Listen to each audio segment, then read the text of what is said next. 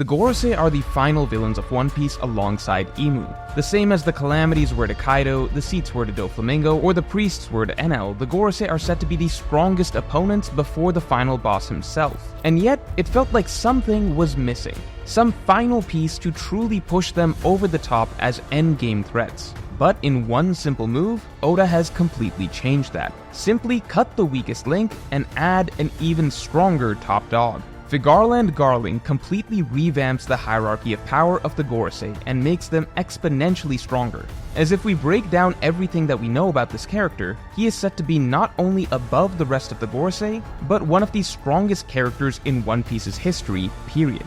Because as a Gorosei, Garling will essentially have the strength of Shanks combined with demonic Zoan abilities and regeneration. And if you think I'm exaggerating, I will break down why this legitimately is the case. This final Gorosei is a force unlike anything we've ever seen before in One Piece, and it opens up a very interesting possibility for Garling's final opponent in the story, to be discussed at the end of the video. So let's break down what we know of Garling, and why he may even currently be the second strongest being in the world after having ascended to Gorosei status. But before we get into it, I have a huge announcement for you all. If you love the world of One Piece, or you just want the opportunity to stream with me to share your One Piece ideas in front of thousands of viewers, I am excited to announce the Great Pirate Race. The renowned artist Dredge, who has made some of the most unique fan art on the internet for various series, is bringing the entire world of One Piece to life, island by island, as travel posters for your walls. And Dredge is releasing these exclusively through the Morge channel.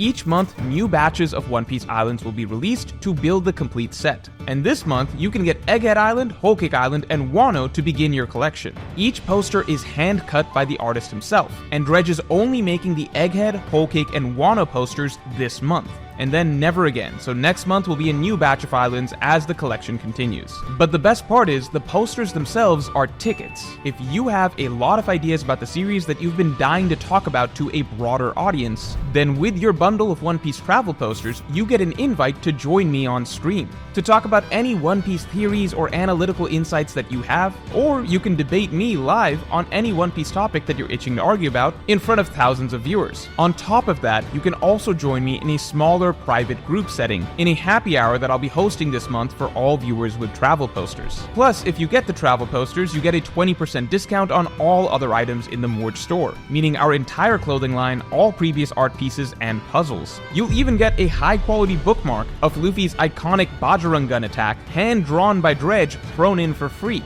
And lastly, I told you this was the Great Pirate Race, right? Well, there's one final prize that one of you can get. Each month's bundle of posters comes with a code on the back to be solved. If you can put it together and follow the clues, the first person to solve the whole thing will get one final additional exclusive gift that no one else will get. And of course, you'll be announced and featured as the winner of that month's Great Pirate Race in one of my videos. So while Dredge's art pieces would ordinarily be $300 total, through the Morge channel you can get all three together, plus you get to live stream with me, an invite to a private happy hour, 20% off the entire Morge store, a Bajrangun manga bookmark, and a signed thank you from me. And of course, the opportunity to win the Great Pirate Race itself, all bundled together for just $250. And again, these three posters are genuinely only going to be printed and produced for this month of September and this month only. So hit the link in the description below to get your bundle. Grab this collection before it's gone.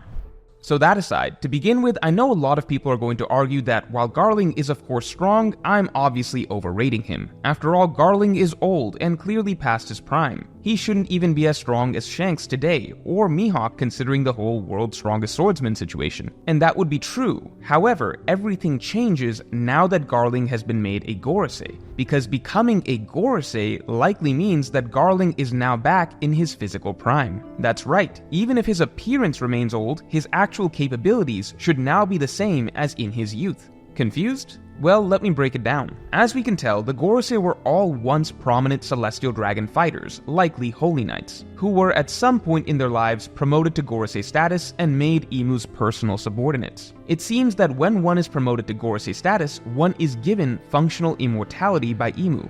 All the Gorosei are given perfect regeneration and become undying. And if we examine how this has been portrayed so far, it seems that once one is made a Gorosei, one also no longer experiences the fatigue and physical ailments that come with old age. The clear evidence of this is that despite the Gorosei being elderly, there is a stark difference in how Oda portrays the Gorosei compared to other physically elderly fighters. See, when Oda writes fighters who are old and past their prime, he regularly makes it very clear that this character is experiencing the fatigues of old age, and the physical ailments that come with it, such as Whitebeard's constant heart issues, or Rayleigh having extremely low stamina and tiring quickly, or Garp's strength weakening. However, the Gorosei are all portrayed throughout the Egghead battle as though they do not experience any fatigue or physical ailments at all. In fact, it's as though they have an endless supply of stamina, with no physical weaknesses of being old. Whereas Oda will almost always expound upon how older fighters are affected and limited by their age, not once does Oda suggest that the Gorosei experience the burdens of old age. So the Gorosei have no physical ailments that Oda usually writes for elderly fighters, no stamina issues that Oda usually writes for elderly fighters, and no rust that Oda usually writes for elderly fighters. This strongly indicates that upon being made a Gorosei, the newfound immortality and regeneration they gain effectively means that all the physical ailments and reduction in stamina that they have accumulated with old age is removed. Their appearance makes this deceptive, as the Gorosei still retain their elderly appearance. It seems that one simply remains in the exact same physical appearance one had upon being made a Gorosei. But in actuality, this seems to be purely cosmetic. Functionally speaking, it seems that being made a Gorosei puts one back in one's physical prime. This also just naturally makes sense, as if we assume that each Gorosei was once a powerful celestial dragon warrior who eventually got promoted to Gorosei status to directly serve Imu permanently, it would obviously be nonsensical for Imu to be waiting till each of these warriors was old and weak and far past their prime before then making them his permanent soldier. Unless Imu could return them to their proper strength. The simple fact that Imu doesn't seem to care about promoting celestial dragons to Gorosei status when they're young means that old age obviously becomes irrelevant once one is made a Gorosei, as the immortality and regeneration Imu bestows upon them will naturally put them back into their optimal fighting condition.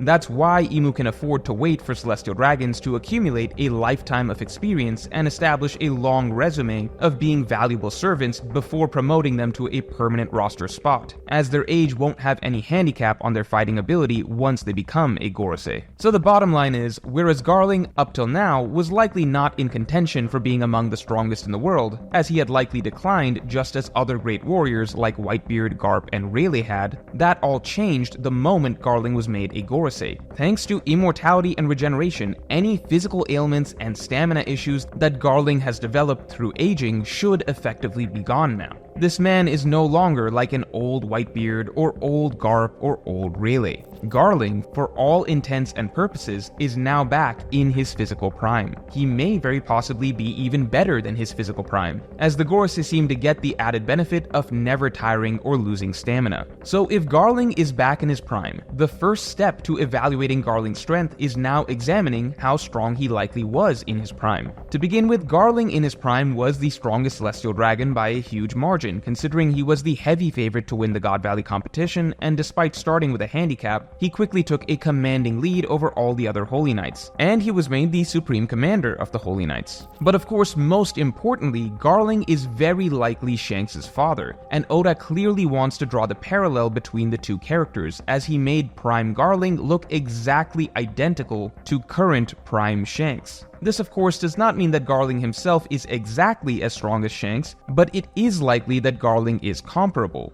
This is because most every significant parent-child duo in One Piece is similar in terms of power and ability. Luffy's father is Dragon, Dragon's father is Garp. That's 3 generations of characters who are all likely at least Yonko level in their prime. Ace was the spitting image of Roger, and he had the same extraordinary potential as Roger, and most believe that Ace would grow up to become as strong as Roger. We can already see Yamato, who was equal to Ace, showcasing a similar potential to become a top tier as the daughter of Kaido. Generally speaking, most significant parent-child pairs in One Piece carry strong implications for comparable fighting ability. There are, of course, exceptions. For example, Katakuri, while formidable, does not seem to be anywhere close to Big Mom. Though in Big Mom's case, I feel this more so reflects that her scores and scores of progeny are symbolic of quantity over quality. It makes sense Big Mom doesn't have one notable child, she has countless children, and Katakuri just happens to be the best of the lot.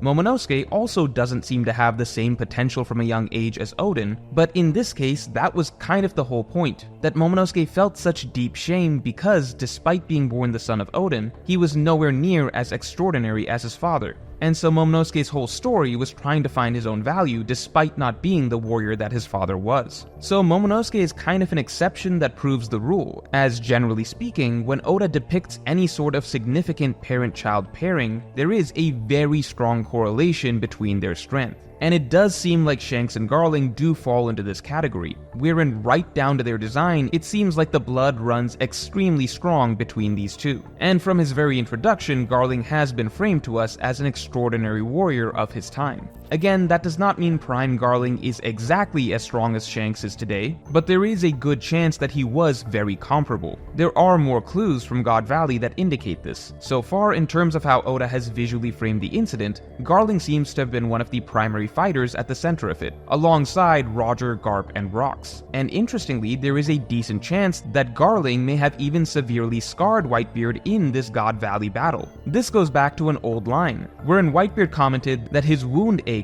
just seeing Shanks' face, as Shanks' face reminded Whitebeard of quote-unquote that guy. Now there's really only two possibilities of who that guy could have been, which is Roger or Figarland Garling. The argument for it being Roger is that Shanks was on Roger's crew, and therefore seeing Shanks reminds Whitebeard of Shanks' captain Roger, who must have scarred Whitebeard during their battle in Odin's flashback. Now, while this is plausible, Garling seems slightly more likely. This is because first, the battle between Roger and Whitebeard seemed to be a more amicable contest rather than a true fight to the death.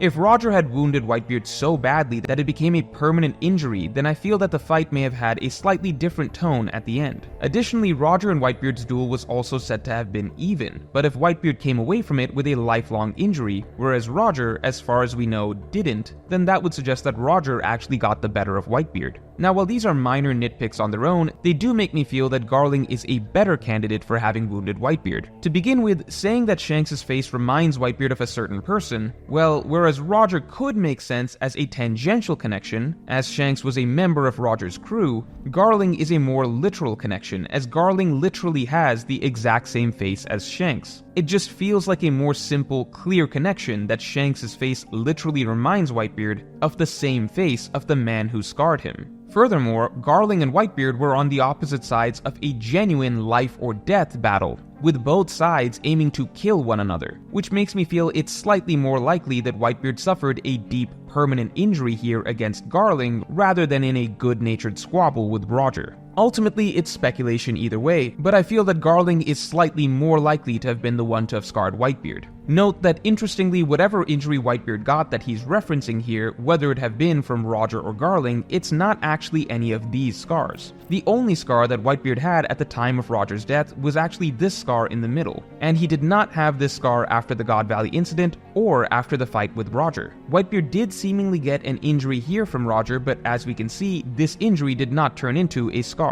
So the big visible scars on Whitebeard came from some other source than Roger or Garling, and whatever wound Whitebeard is referring to here is actually somewhere else on his body. So that aside, all in all, we know that Prime Garling is definitely the strongest celestial dragon of the last 40 years or so. In his prime, he was very likely comparable in strength to Shanks, based on Oda's usual trends of parents and children reaching similar levels. Prime Garling also seems to have been one of the most pivotal figures in the most high-level battle of Legends ever, and there is a good chance that Garling may have even scarred Whitebeard himself. The bottom line is, if Garling is now once again as strong as he was in his prime, then that alone would make him one of the strongest characters alive today. It would be like a quote-unquote evil Shanks. But here's the thing, it doesn't stop there. There are significant additional power-ups that come with becoming a Gorosei. For starters, the immortality and regeneration aren't just helpful for eliminating the weaknesses of old age. They make the Gorosei damn near invincible. Throughout Egghead, we saw that the Gorosei could recover perfectly from any and all damage. No physical attacks could phase them. No matter how much they were torn apart or broken down, they would simply regenerate as though nothing happened. It's essentially as though they all have the Phoenix Fruit on steroids. On top of that, Garling will likely gain demonic Zoan abilities as well. Remember, it doesn't seem as though the Gorosei's demonic forms are from devil fruits, rather it seems as though Imu actually gives them demonic forms when they become Gorosei. And so for each Gorosei, alongside their prior physical fighting abilities, they gain significant demon form abilities as well. Valkyrie gained durability beyond even Kaido and Big Mom. Venus Juro gained super speed and ice powers. Mars gained flight and fire blasts. Jupiter gained size and the ability to create vortexes. Saturn gained telekinesis and poison. Garling is also going to get some insane, broken demonic Zoan, with its own set of unique abilities. And that, of course, is alongside the natural extreme boost in physical stats that any Zoan form will give. So essentially, if you take someone like Figarland Garling and make him a Gorosei, what we get is an absolute monster, an inhuman warrior with a set of abilities beyond anything that we've ever seen in a single character in One Piece. If you stack it all together, remember he should now be back in his physical prime, so at his base, we have a character comparable to Shanks. And now we add to Shanks infinite regeneration and immortality, plus an extreme physical stats boost that comes with a Zoan transformation, plus a set of unique mythical Zoan special abilities. With this complete package, Garling is now very arguably above any Yonko that we've seen. And even if we want to be conservative in our estimate and say that Garling in his prime was not quite as strong as Shanks, and was a weaker version of Shanks, well, this would still be taking Shanks Light and then giving him the Phoenix Fruit, plus a physical stats boost, plus broken mythical Zoan abilities. No matter how you spin it, this is basically the ultimate warrior of hell. And so finally, who does this character fight in the end? Who would even be a match for him? Well, as a swordsman who has now gotten all of these buffs from the Gorosei power-ups, and who is now likely Imu's strongest subordinate, it may be cool to see Zoro fight him. However, it also already feels like Zoro vs Venus Juro is shaping up to be the likely matchup for Zoro, especially considering Zoro and Venus Juro have already had an encounter, and the Kitetsu connection has been established. So in that case, maybe Shanks himself will have to fight Garling. After all, as a Figarland, it feels fitting that Shanks should play some role in the war against the Celestial Dragon, and an opponent from his own family as powerful as Garling may be the only one who is a fitting challenge for him, as well as of course carrying tremendous thematic and storytelling potential. So let me know in the comments below who you think Garling's opponent will be, and if you enjoyed this video then definitely like and subscribe. And make sure to get your bundle of travel posters for this month of Egghead, Whole Cake, and Wano before they're gone, and to get all of your additional perks listed here, link in the description below.